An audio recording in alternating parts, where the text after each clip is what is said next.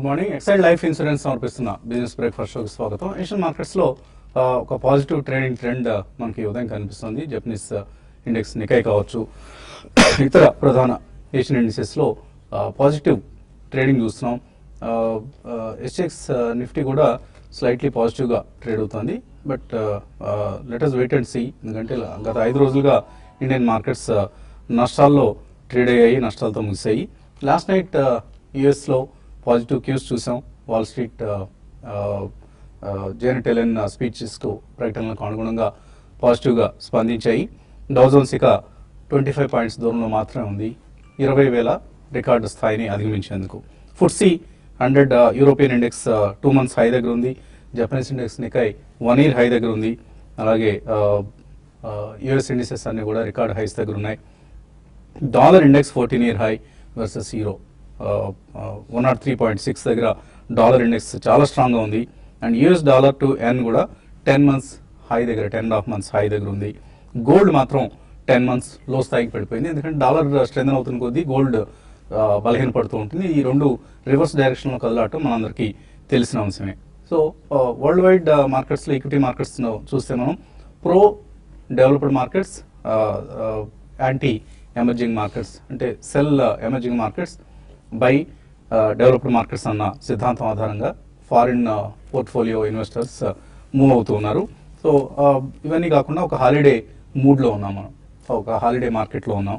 So close to technical levels Nifty పరంగా చూస్తే మనకు బ్రెగ్జిట్ డే లోస్ని టచ్ చేసే దిశగా వెళ్తుందా అన్న అనుమానాలు వస్తున్నాయి. మేబీ ఇటువంటి సమయాల్లో చాలా అన్సర్టన్ సమయం ఇది. సో ఇటువంటి సమయాల్లో మేబీ టెక్నికల్స్నే ఫాలో కావాల్సిన అవసరం కూడా మనకు కనిపిస్తుంది. సో బ్యాంక్స్, నిఫ్టీ ఈ రెండు కూడా చాలా చాలా నెగిటివ్గా ట్రేడ్ అవుతున్న సమయం ఇది.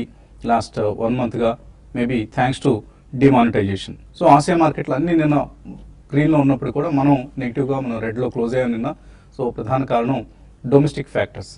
సో గ్లోబల్గా ర్యాలీ వచ్చినప్పుడు కూడా ఇన్స్టిట్యూషనల్ ఇన్వెస్టర్స్ సెల్లింగ్ మనకు కొనసాగుతుంది. వాళ్ళు హాలిడే మూడ్లో ఉండి కూడా సెల్ చేస్తున్నారు. నిన్న కూడా సుమారుగా ఒక 600 కోట్ల రూపాయల వర్త్ స్టాక్స్ను ఎఫ్ఐఎస్ అమ్మడం చూసాం. Delivery based selling in axis bank లాంటి కౌంటర్లో 150 crores, ఐసిఐసిఐ బ్యాంక్లో ఒక 100 crores, అలాగే స్టేట్ బ్యాంక్ ఆఫ్ ఇండియాలో ఒక 100 crores, ఇలా సెల్లింగ్ మనం మార్కెట్స్లో చూస్తున్న సమయం ఇది. ప్రధాన కారణం banks. So financial services sector ప్రస్తుతం మార్కెట్స్ని డ్రాగ్ చేస్తుంది.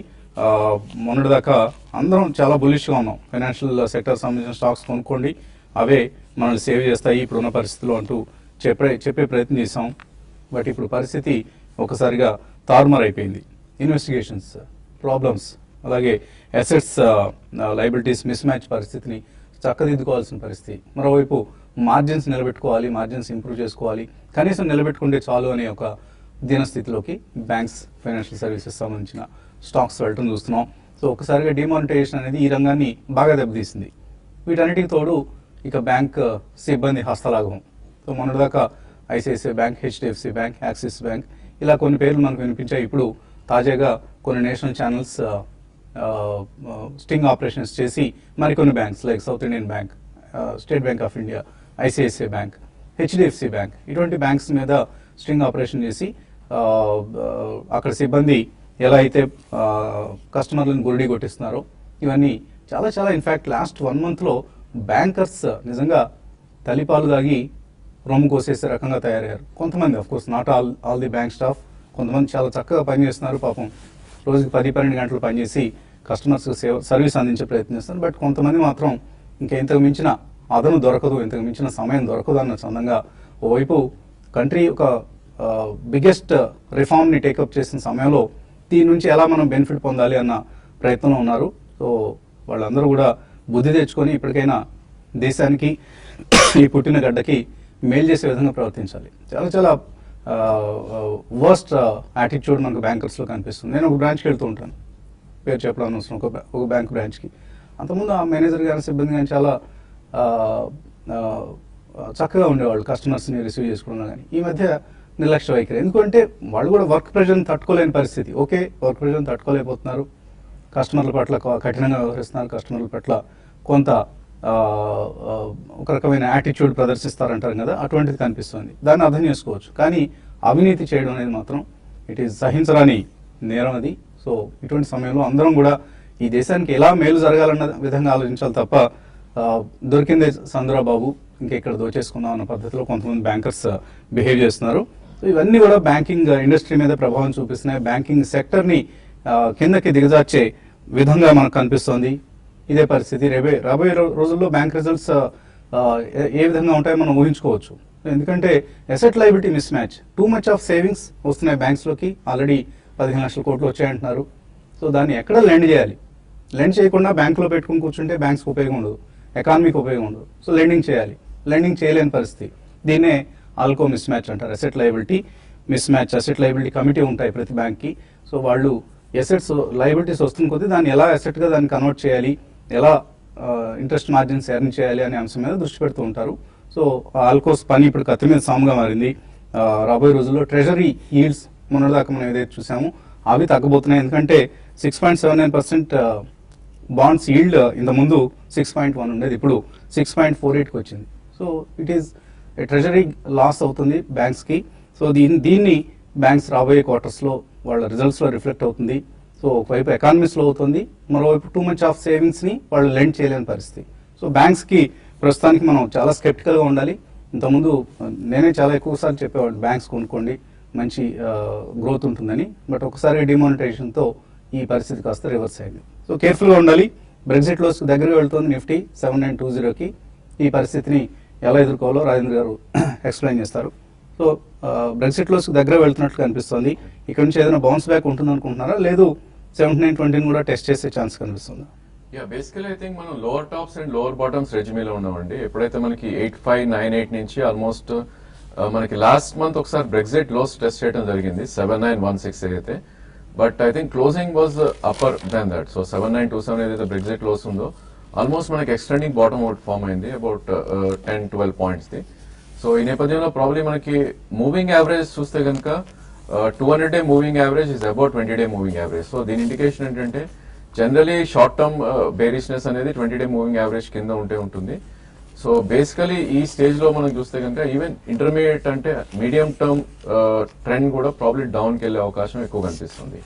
ఏదైనప్పటికీ 7916 కింద క్లోజ్ అవుతేనే మేబీ నెక్స్ట్ లెవెల్ అనేది మనకు ఓపెన్ అప్ అవుతుంది. సో ప్రాబ్లీ అక్కడి నుంచి 7650 కానీ మేబీ 7560 ఆ రేంజ్ దాకా వచ్చే అవకాశాలు ఎక్కువ ఉన్నాయి. బట్ ఇక్కడ మనకి గమనించాల్సింది ఏంటంటే ఎప్పుడైతే మనకి మొన్నటి స్వింగ్ హై ఉందో 8274 దాని అబోవ్ క్లోజ్ కానంత కాలం ప్రాబ్లీ మార్కెట్ డౌన్ ట్రెండ్ లోనే ఉందని చెప్పొచ్చు. మేబీ షార్ట్ టర్మ్ రెసిస్టెన్స్ అనేది మనకి 8141 ఏదైతే 20 డే మూవింగ్ యావరేజ్ ఉందో, అదేవిధంగా 8232 200 డే మూవింగ్ యావరేజ్ ఏదైతే ఉందో ప్రాబ్లీ అదొక గట్టి రెసిస్టెన్స్ ఉండే అవకాశం ఉంది. యాక్చువల్లీ నిన్నటి మార్కెట్ ఫాల్ ఐ థింక్ నిఫ్టీలో ఎక్కువ ఫాల్ లేదు. దానికి రీజన్ ఏంటంటే మేబీ నిఫ్టీ ఐటీ స్పేస్ కొంచెం స్ట్రాంగ్ గా ట్రేడ్ అవుతుంది చూసాం. బ్యాంకింగ్ వాజ్ ద వీకెస్ట్ నిన్న ట్రేడింగ్ లో. అదేవిధంగా సిమెంట్ స్పేస్ లో కొద్దిగా రివర్సల్ బార్స్ అవటం చూసాం. మేబీ కొన్ని stocks like ACC, UltraTech, Ambuja cement ఇవన్నీ కూడా రివర్సల్ బార్స్ రావటం చూసాం నిన్న. సో ప్రాబ్లీ 1 or 2 days మళ్ళీ సిమెంట్ స్పేస్ లో కొంచెం బయింగ్ ఉండే అవకాశం ఉంది. But actually last few days గా మనం చూస్తే కనుక ఎనీ సెక్టర్ లో బయింగ్ వస్తే ఇమీడియట్లీ ఫిజిల్ అవుట్ అయిపోవటం మనం చూస్తున్నాం. సో నిఫ్టీలో ట్రేడ్ అంటే మనకి 8056 కింద డిసైసివ్లీ క్లోజ్ అవుతానే మేబీ షార్ట్ పొజిషన్స్ క్రియేట్ చేసుకోవచ్చు. And with stop loss of 8100 అంటే 40 పాయింట్స్ స్టాప్ లాస్ పెట్టుకుంటే మేబీ డౌన్ సైడ్ 7912 టెస్ట్ చేసే అవకాశాలు ఎక్కువ ఉన్నాయి. అండ్ బ్యాంక్ నిఫ్టీ చూస్తే కనుక నిన్న వీకెస్ట్ అమాంగ్ ద ప్యాక్ అని చెప్పొచ్చు ఆల్ ఇండస్ట్రీస్ లో. సో ఆల్మోస్ట్ మనకి డే హైలో క్లోజ్ ఓపెన్ అయ్యి ఆల్మోస్ట్ డే లోలో క్లోజ్ అవటం చేసాం. ఇన్ఫాక్ట్ లాస్ట్ 15 minutes చార్ట్ పక్కన పెడితే కనుక ఆల్మోస్ట్ డే లోనే క్లోజ్ అయింది. సో 18,020 ఇప్పుడు 200 day moving average. In case అది దాని కింద క్లోజ్ అయింది అంటే కనుక maybe 300 to 500 points down side వచ్చే అవకాశం ఎక్కువ ఉంది. దీనికి స్టిఫ్ రెసిస్టెన్స్ అనేది 18,382 అంటే ఇక్కడ నుంచి ఆల్మోస్ట్ ఒక 300 పాయింట్స్ పైన రెసిస్టెన్స్ ఉంటుంది. మేబీ మార్కెట్ లో కొంచెం పుల్ బ్యాక్స్ వచ్చి ర్యాలీ వస్తే కనుక అరౌండ్ 18,350 షార్ట్ పొజిషన్స్ క్రియేట్ చేసుకుని 18,500 దగ్గర స్టాప్ లాస్ పెట్టుకోవాలి. సో మీరు ఎటువంటి సలహా ఇస్తున్నారు ట్రేడర్స్? ట్రేడింగ్ పరంగా చెప్పాలంటే మార్కెట్స్ నిన్న చూసాము, మనకి మార్నింగ్ ఫ్లాట్గా పాజిటివ్ ఓపెన్ అయ్యి అక్కడ నుంచి ఈవినింగ్ వరకు క్లోజింగ్ వరకు చాలా వరకు సెల్లింగ్ ఉంది. మెయిన్ బ్యాంక్స్ అని చెప్పొచ్చు కల్ప్రిట్. అయితే లాస్ట్ 1 hour లో కొంచెం రికవరీ వచ్చింది, అది కొంచెం పాజిటివ్ అంశంగా అనుకోవచ్చు. ఏదైనా కూడా మార్కెట్స్ రానున్న రోజుల్లో ఒక రేంజ్ అప్ సైడ్ అనేది క్యాప్ అయిపోయింది, ఒక లిమిట్ దాటి అప్ సైడ్ పెరిగే అవకాశాలు లేదు. కాబట్టి సెల్ అండ్ ర్యాలీస్ అని చెప్తాను. అయితే కొన్ని స్టాక్స్ కొంత ఓవర్ సోల్డ్ లో ఉన్న స్టాక్స్ లో ఒక బయింగ్ ఆపర్చునిటీ, అది డే అంటే అదే రోజుకి ఆ రోజు అంటే డే ట్రేడర్స్ కి ఉపయోగించుకోమని చెప్తాను. అందులో భాగంగా భారత్ ఫోర్జ్ ఒకటి రీసెంట్ గా కొంచెం స్ట్రెంత్ కనపరిచింది. ఈ మధ్యకాలపు హైక్ వచ్చి కొంచెం కరెక్ట్ అయింది. దాన్ని కరెక్షన్స్ లో దాన్ని డిప్ లో బై చేసుకోమంటాను.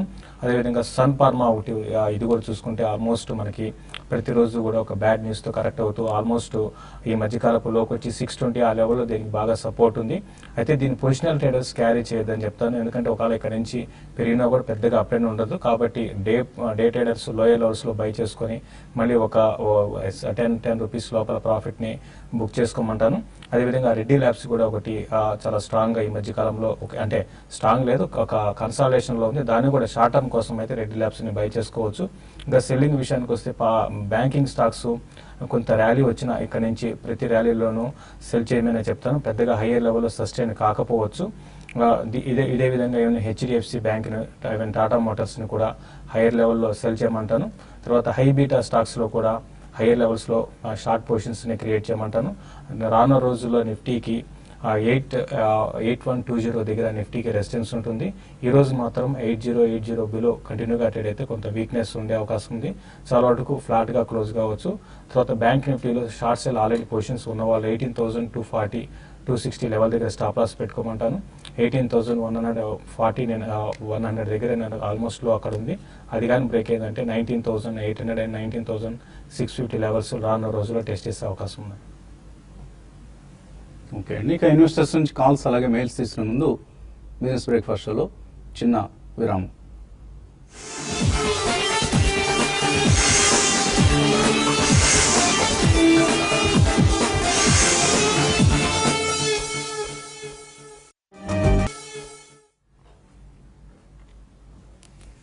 ఎక్సైడ్ లైఫ్ ఇన్సూరెన్స్ సమర్పిస్తున్న బిజినెస్ బ్రేక్ఫాస్ట్ షోకి తిరిగి స్వాగతం.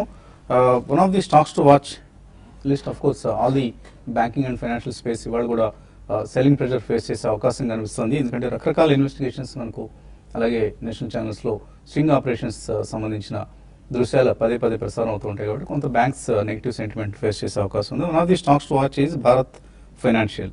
సో నిన్న కూడా ఈ స్టాక్ చాలా నష్టపోవడం మనం గమనించాం. ఆల్మోస్ట్ నిన్న 4% వరకు ఈ స్టాక్ నష్టపోయింది. అలాగే Manappuram finance, satin credit care, Ujjivan financial services, capital first ఇవన్నీ నష్టాల్లో ఉన్నాయి. ఈక్విటాస్ హోల్డింగ్స్ ఒకప్పుడు ఇవన్నీ డార్లింగ్స్. సో ఇప్పుడు సెల్లింగ్ ప్రెషర్ ఫేస్ చేస్తున్న సమయం ఇది. బట్ చాలా మందిలో ఉంటుంది తక్కువకు వచ్చాయి కదా గతంలో ఉన్న రేట్స్తో పోలిస్తే కొనుక్కోవచ్చా అని. ప్రస్తుతానికి బయింగ్ చేయొద్దు. ఇంకా సెక్టర్కి సంబంధించిన అన్సర్టెంటీ తొలగిపోలేదు. ప్రత్యేకించి భారత్ ఫైనాన్షియల్ సర్వీస్ సంబంధించి ఇంతకుముందు మనం ఏపీలో ఎలా అయితే అప్పట్లో ఒక ప్రోబ్ ఈ కంపెనీ మీద రావడం, ఎస్కేఎస్ మైక్రోగా ఉన్నప్పుడు, ఉమ్మడి రాష్ట్రంగా ఉన్నప్పుడు ఎలా అయితే ప్రోబ్ జరిగిందో, ఇప్పుడు మహారాష్ట్ర గవర్నమెంట్ కూడా ఒక స్పెషల్ ఇన్వెస్టిగేషన్ టీంతో విచారణ జరిపించి ఏమైనా ఇర్రెగ్యులారిటీస్ జరిగాయా, కస్టమర్స్ని బాగా సతాయిస్తున్నారా, హెరాస్ చేస్తున్నారా, ఇటువంటి ఆరోపణల మీద విచారణ జరిపించే అవకాశం కనిపిస్తుంది. కాబట్టి ఈ స్టాక్ మరికొంతకాలం నెగిటివ్గానే సెంటిమెంట్ నెగిటివ్గా ఉండే అవకాశం ఉంది. కాబట్టి కేర్ఫుల్గా ఉండండి. కాలర్స్ లైన్ ఉన్నారు. మొదటి కాలర్ రాజమండ్రి నుంచి వెంకట్. హలో, అడగండి వెంకట్. Good morning sir. అలాగే good morning. Good morning sir, నా దగ్గర బజాజ్ ఫైనాన్స్ ఉన్నాయండి, తర్వాత హెచ్డిఎఫ్సి బ్యాంక్ ఉన్నాయి సార్. అసలు కాక ఇవాళ మోస్ట్ గా చేసిందంటే మా పాప బర్త్డే అండి.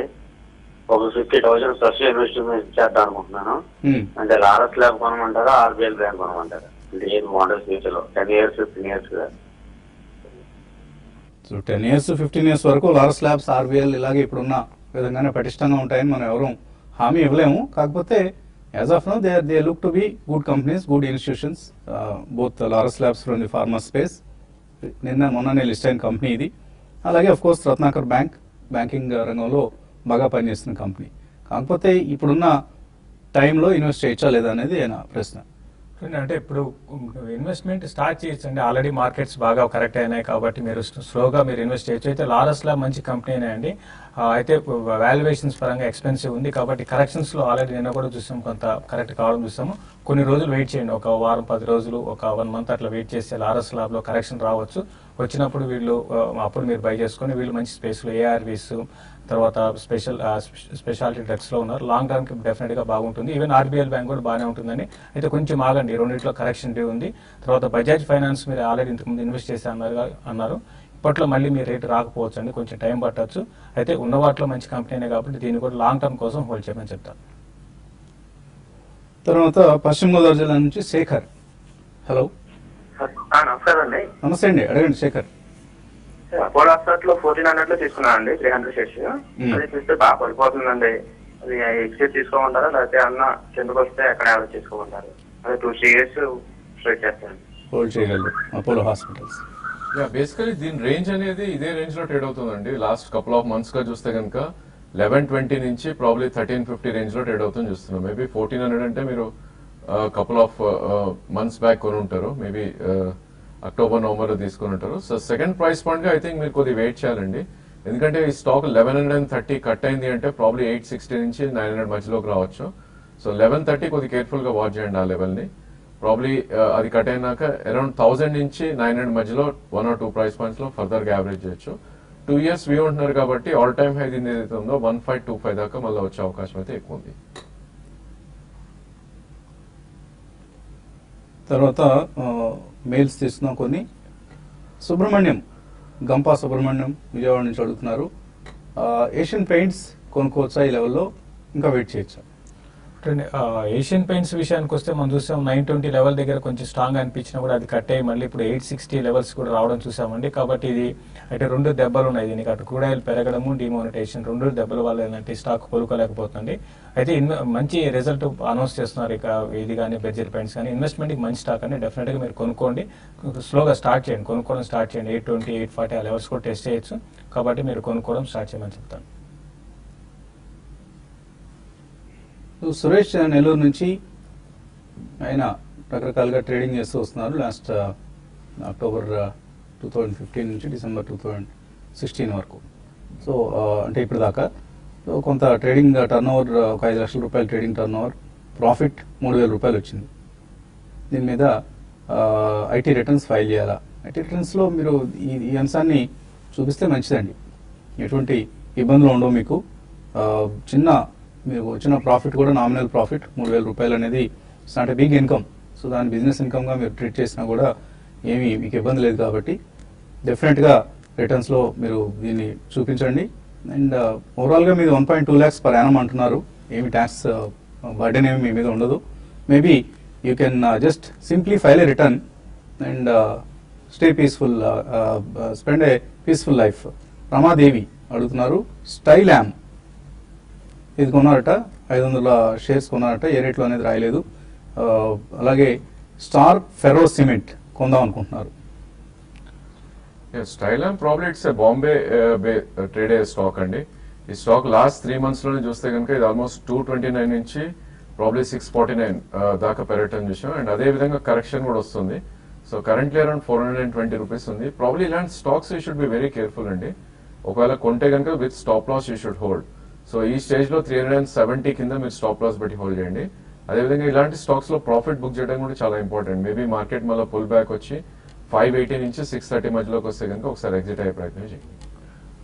ఇంకోటి స్టార్ ఫెరో సిమెంట్ గురించి అడిగారండి. ఇది కూడా బాగా ఆపరేటెడ్ స్టాక్ అండి. ఈవెన్ ఫండమెంటల్స్ పరంగా ఏం అంత ఎంకరేజింగ్ గా లేదు. కాబట్టి ఈ స్టాక్ ని కూడా అవాయిడ్ చేయండి. అయితే పెరగొచ్చేమో. దీనికి ఇదే స్పేస్ లో హెడల్బర్గ్ సిమెంట్ ఇటువంటి వాటిని మీరు పిక్ చేసుకోండి. దీన్ని అవాయిడ్ చేయమని చెప్తానండి. సో రమాదేవి గారు, మీరు ఎక్కడో టాంజానియాలో ఉన్నారు. టాంజానియా నుంచి ఇటువంటి పిచ్ కంపెనీలు జోలికి వెళ్లకుండా చక్కగా ఫండమెంటలీ గుడ్ కంపెనీస్ కొనుక్కుంటే మనశ్శాంతిగా ఉండగలుగుతారు. టాంజానియాలో ఉన్నా, ఇండియాలో ఉన్నా, నైరోబీలో ఉన్నా, ఎక్కడున్నా కూడా. తర్వాత గోరంట్ల సురేష్ బాబు, ఈయన కూడా టాంజానియా నుంచి అడుగుతున్నారు.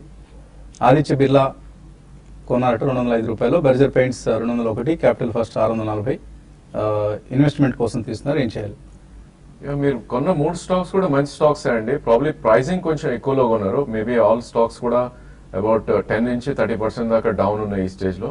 సో డెఫినెట్లీ హోల్డ్ చేయమని చెప్తాను. ప్రాబ్లీ మార్కెట్ బాటమ్ అవుట్ అయినప్పుడు మేబీ నిఫ్టీ మళ్ళీ 7.2 నుంచి 7.5 మధ్యలో ఇన్ కేస్ వస్తే కనుక మీరు అక్కడ యావరేజ్ చేసే ప్రయత్నం చేయండి. అదర్వైజ్ మీరు కొన్న 3 స్టాక్స్ కూడా మంచివి హోల్డ్ చేయమని చెప్తాను. జాగరణ్ పాలీఫిల్మ్స్ అలాగే అదానీ పోర్ట్స్ ఈ రేట్లో తీసుకోవచ్చా? సతీష్ అడుగుతున్నారు. అదాని పోర్ట్స్ కొంచెం ఆగండి అండి, ఇది చాలా అవుట్ పర్ఫార్మ్ చేస్తున్న స్టాక్, చాలా స్ట్రాంగ్ ఉంది ఈ మధ్యకాలంలో. డెఫినెట్ గా దీన్ని పిక్ చేసుకోమంటాను. అయితే కొంచెం ఒక 5 to 6% కరెక్షన్ రావచ్చు. ఆ కరెక్షన్ లో మీరు దీన్ని పిక్ చేసుకోమంటాను. డెఫినెట్ గా మీరు అంటే 260 ఆ లెవెల్ దాకా రావచ్చు. అది కానీ కట్ అయిందంటే కొంచెం వీక్ అవ్వచ్చు అండి. మీరు ఇన్వెస్ట్మెంట్ కి అదాని పోర్ట్స్ కొనుక్కోవచ్చు అండి. అలాగే టెక్స్మాకో రైల్ టిటాగర్ వ్యాగన్స్ తీస్తుంటారట సతీష్, తీసుకోవచ్చా? It's only basically I think event కోసం మీరు అటెంప్ట్ చేస్తున్నట్టున్నారండి. I think you should be very careful. ఎందుకంటే most of the things events ముందే డిస్కౌంట్ అయ్యే ప్రయత్నం చేస్తాయి మార్కెట్ లో. అలానే షేర్ ప్రైస్ కూడా కొద్దిగా అప్ మూవ్ రావడం చూసాం 2 స్టాక్స్ లో కూడా. So with trading stop loss ఎస్ అని చెప్తాను. అదర్వైజ్ ఐ థింక్ ఈ స్పేస్ అంత అట్రాక్టివ్ అయితే ఈ స్టేజ్ లో లేదండి. శ్రావణి అనే పేరుతో వచ్చింది. Castrol futures 5 months roll over చేద్దాం అనుకుంటున్నారట. ఎంత రిస్క్ ఉంది ఇందులో? It's a very weak stock అండి. చార్ట్స్ పరంగా చూస్తే కనుక లాస్ట్ 4 months లో ఇది కంటిన్యూస్ గా డౌన్ ట్రెండ్ లో ఉన్న స్టాక్. సో 495 నుంచి కరెంట్లీ అరౌండ్ 370 ఉంది. సో దీని జూలైలో అరౌండ్ 361. ఇన్ కేస్ దాని కింద క్లోజ్ అవుతే కనుక ఫర్దర్ గా 290 నుంచి 320 మధ్యలోకి వచ్చే అవకాశం ఉంది. సో ఈ స్టాక్ ని అవాయిడ్ చేయమని చెప్తాను. As long as it stays below 409 ఉన్నంత కాలం ప్రాబ్లీ వీక్ గా ఉండే స్టాక్ ఇది. ఇన్ కేస్ 409 దాటితే అప్పుడు ఆలోచించవచ్చు. అదర్వైజ్ ఇప్పుడైతే అవాయిడ్ చేయమని చెప్తాను. సో ఇవి ఇప్పటివరకు మనం తీసుకోగలిగిన మెయిల్స్. ఇంకా మెయిల్స్ మిగిలిపోయాయి. వాటన్నిటిని కూడా యూట్యూబ్ ప్రసారంలో తీసుకుందాం. అలాగే కాలర్స్ నుంచి కాల్స్ కూడా మనం యూట్యూబ్ కార్యక్రమంలో తీసుకుందాం. ఇక్కడితో ఈ కార్యక్రమాన్ని ముగిద్దాం. యూట్యూబ్లో కలుసుకుందాం. Stay tune to TV5.